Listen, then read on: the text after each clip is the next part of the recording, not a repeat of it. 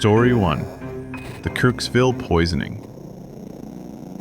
In a thread asking for life-ruining secrets, a throwaway account posted a haunting confession. Quote, "I accidentally killed 7 people. I put a rag into a new water heater exhaust to keep debris out and installed it in a rental. I get a call a week later. There's been an accident. I show up and there's a ton of EMS and police. They ask me where the gas shutoff is, and I go down to shut the gas off and see the end of the rag I forgot, sticking out of the top of the heater. Rip the rag out, shut the gas off, and headed upstairs, only to be told all the tenants were dead. I drink all day now and sleep. It's killing me from the inside every single day. But if I say anything, my family is ruined." The comment was posted and then abandoned, leaving thousands of users to wonder if it was true. It didn't take long for internet sleuths to find a real-world tragedy that seemed to match the story perfectly. On December 16, 2006, in Kirksville, Missouri, 7 people were found dead in a duplex apartment. The victims were 23-year-old Miranda McDermott, her 2 young children, Adam and Melina, and 4 of their friends, Philip Scruggs, Rachel Finling, Reginald Washington, and Jeremy Liner. Preliminary autopsy results showed they all died from carbon monoxide poisoning. This part of the story matched the Reddit confession, but the official investigation came to a different conclusion. The police chief stated that the home's heating system was functioning properly and was not the source of the problem. Instead, investigators believed a van left running in the closed garage was the cause, which slowly filled the apartment with the deadly gas. So, was the Reddit confession real? There are a few possibilities. First, the Redditor could have been telling the truth from his perspective. He saw the rag, assumed it was his fault, and has been living with the guilt ever since, unaware of the police's findings about the van. Second, the official investigation was correct, and the Reddit user simply took a real tragedy and inserted himself into the narrative for attention. This might explain why police would have let a landlord casually walk into a potential crime scene without supervision. Without any further updates from the original poster, the truth remains a mystery. Story 2. The Killer's Confession.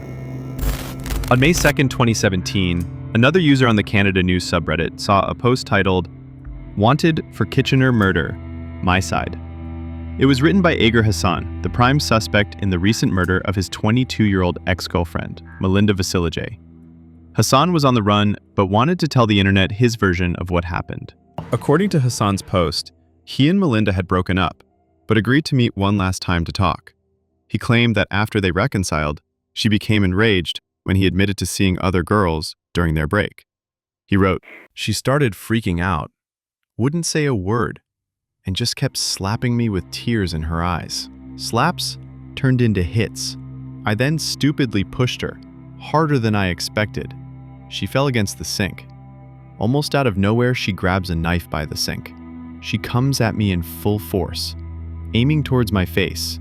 I tell her to stop. She doesn't. I tried grabbing the knife, but ended up cutting my hands. After a few cuts, I lost it.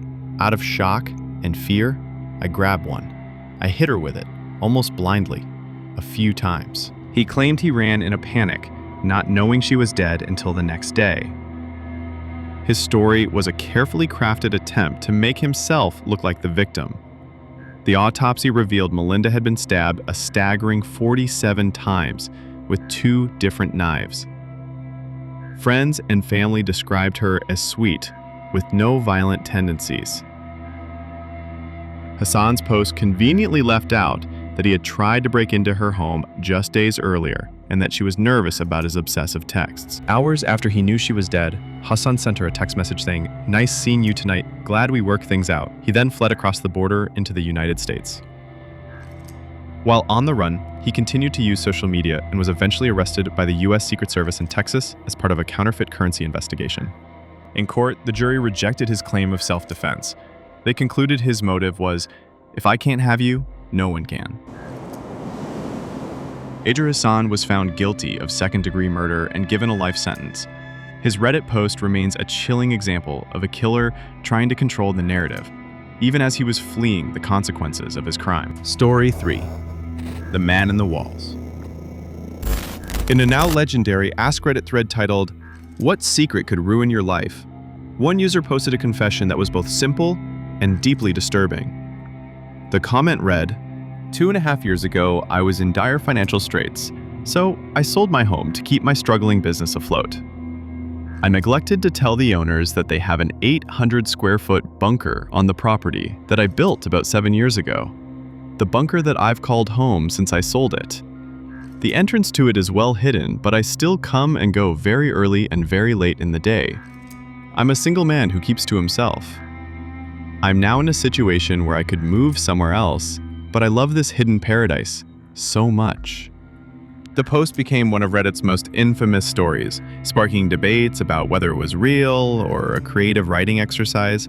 But the idea of someone secretly living in an occupied home isn't just fiction. The phenomenon is called frogging, a term for when an intruder secretly squats in someone's home, living in their attic, crawl space, or in this case, an undisclosed bunker. While the Reddit poster's story was never verified, real-world cases of frogging are terrifyingly real. In one instance, a family was tormented for weeks by what they thought was a ghost. They heard strange noises and found cryptic messages written on their walls. The ghost turned out to be a teenager named Daniel LaPlante, who had been living in their crawl space. LaPlante was later convicted for a separate, brutal murder, proving just how dangerous the man in the walls can be. In another case, a man discovered his ex-wife had been living in his attic's crawl space for 6 months after hearing what he thought were raccoons. The Reddit confessor's crime wasn't just trespassing. It was a calculated deception. By not disclosing the bunker during the sale, he committed a form of real estate fraud, building his hidden paradise directly into the lives of an unsuspecting family. Whether the story is true or not, it serves as a chilling reminder that the greatest threats can come from places you never thought to look. Story 4. The Man in the Ceiling. In a thread asking for the creepiest things children have ever said, one parent shared a story that was more terrifying than any childhood fantasy. The comment read, "My almost 2-year-old would wake up screaming and say, 'Man in ceiling,' when I ask what's wrong. At the time, her bedroom door had glass panels she could see through, directly to the hallway where the attic door was. I had woken up a few days earlier to the attic door slightly open. It was way too heavy for any of us to lift, and we couldn't reach it anyway as we didn't have a ladder. Moved out soon after, just in case it was a real man in the ceiling and not a ghost." Parents are used to children saying strange things. Psychologists note that young children often blur the lines between fantasy and reality, using imaginative stories to process fears. A monster under the bed or in the closet is a normal part of growing up. But this story was different. The parent's account was chilling because a real-world detail, the inexplicably open attic door, seemed to confirm the child's terror was real. Suddenly, the man in the ceiling wasn't just a nightmare. It was a potential home intruder. The parent was left with 2 equally horrifying possibilities. Their house was haunted, or a real person was living above them, watching their family. The ambiguity was too much to bear. As the poster confessed, they didn't wait to find out which it was. They simply packed up and moved, leaving the home and its secret behind. Story 5. The Voice on the Radio. Sometimes the most haunting stories on Reddit are the ones that disappear. In a post on Tip of My Tongue Reddit, a user asked for help finding a long, deleted comment that had stuck with them for years. It was a woman's terrifying story of being tormented by what she called demons. As the user remembered it, the woman's life was easy and carefree until one night when she was driving alone. The song on her car radio faded out, and an announcer's voice began speaking directly to her. It started in a friendly, sing-songy tone, saying her name and talking about where she was going. But the voice grew progressively more threatening until it dropped into a deep, gravelly register and began screaming the word bitch over and over again. She pulled over, terrified. But that was only the beginning. She wrote that the incident was like a floodgate had opened. Her life unraveled as she was plagued by constant auditory and visual hallucinations. She described vivid nightmares of being dismembered, feeling the physical pain only to wake up, still trapped in the nightmare. The original post is gone. The story survives as a chilling account of a complete mental breakdown. Her experience mirrors the symptoms of psychosis, where hallucinations feel undeniably real to the person experiencing them. The true horror of her story isn't just the demons she described, but the terrifying and isolating reality of a mind turning against itself.